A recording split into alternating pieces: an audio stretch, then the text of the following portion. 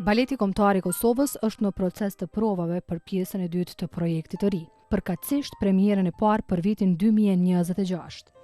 Procesi ndodhet në javën e tretë, më pak se 2 javë deri në premierë.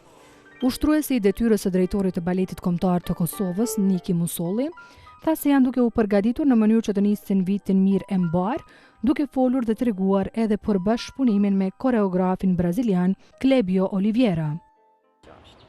Është një proces goxha i gjatë, më thonë kemi fillu prej fillimit marsit me koreografin Erion Kruja. Ai ka punu shfaqjen e tij, We Will Never Give Up on Love, që është një prej pjesëve të shfaqjes. Shfaqja përbëhet prej 2 pjesëve, kjo është pjesa e dytë që e keni pasur nga koreografi Clébio Oliveira, është koreograf brazilian që është i stacionuar më shumë në Gjermani por në vende të tjera të botës dhe ka një koncept goxha interesant të titulluar Blet. Ndoshta ju ka folë edhe ai më shumë për idenë. Procesi ka shku jashtëzakonisht mirë, lodhja është goxha e madhe, mirë po është kënaqësi domethënë me punu për një projekt kaq special, sepse nuk kemi pas motik si shfaqje që sjellin 2 fryma të ndryshme të 2 koreografëve të ndryshëm, të 2 për herë parë në Kosovë, edhe për mua është shumë e rëndësishme pasi po e pret publiku, sepse çdo herë kur bie një koreograf të ri je pak me dyshime se a kam ja pranu apo jo publiku jon punën, po kam shpresë të madhe që do të jetë pozitive. Si po shkon bashkëpunimi me të? Ai pati përshtypje shumë të mira për ju? Jashtëzakonisht mirë, janë njerëz pozitiv të dy, edhe Clébio dhe Erioni kanë bërë një punë fantastike me gjithë ekipin tonë për çdo ditë provave, kanë jep maksimumin, edhe janë munduar në ato detajet e tyre që mi shpjegu çka janë kërkesat, çka po dojnë me pa në shfaqje, çka po presin me balerinëve etj. Koreografi Oliveira tha se është shumë i lumtur që ndodhet në Kosovë dhe po punon me profesionistë siç janë trupa e baletit të Kosovës. Jam shumë i lumtur të jem këtu dhe të punoj me një trup si Baleti Kombëtar i Kosovës.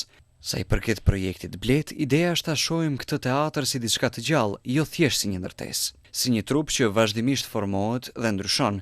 Pra nuk është një hapësirë statike, por një vend që merr jetë nga njerëzit që janë brenda tij.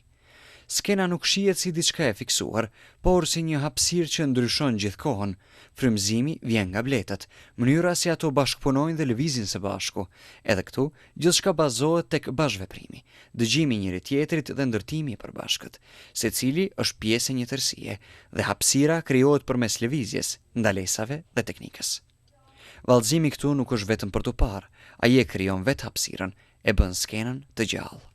Për provat dhe rëndësinë e shfaqjes folën edhe disa prej balerinëve.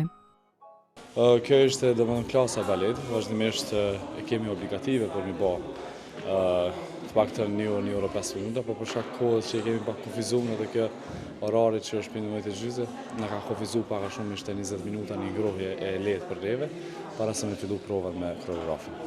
Për çka po përgatiteni? Jemi duke përgatitur 2 koncepte. Më thonë është të ngjajshëm pak a shumë, po që janë shumë të mira për publikun, është diçka risi që ndoshta ka me vite që nuk kemi pas një shfaqje të tilla, besoj që kanë qenë të bukura edhe nga ana estetike, edhe nga ana e lëvizjeve të balerinëve, edhe të muzikës, edhe gjithë koreografët që kanë para pa me sjelltë në trupin e Baletit të Kosovës, ka qenë diçka shumë e bukur për publikun. Provat kanë filluar shumë mirë, do të thonë pjesën e parë të shfaqjes vetë e kemi përfunduar. Kemi punuar rreth 4 javë me Erionin, i cili është koreograf i pjesës parë shfaqjes. Një shfaqje shumë intensive, për që është gjysore është goxha e vështirë, po ka shku shumë mirë. Tash kemi filluar me pjesën e dytë të shfaqjes, që jemi duke e punu. Është shfaqja Blet, një shfaqje shumë interesante, edhe koncepti, edhe koreografia, edhe gjithçka. Mendoj që do të jetë një shfaqje shumë e interesante dhe e bukur për publikun.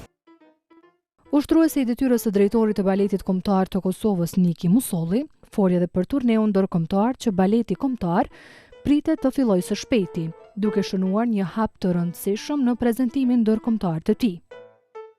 Turneu është një ngjarje goxha e rëndësishme e institucionit tonë për këtë vit, edhe për historinë tonë në përgjithësi.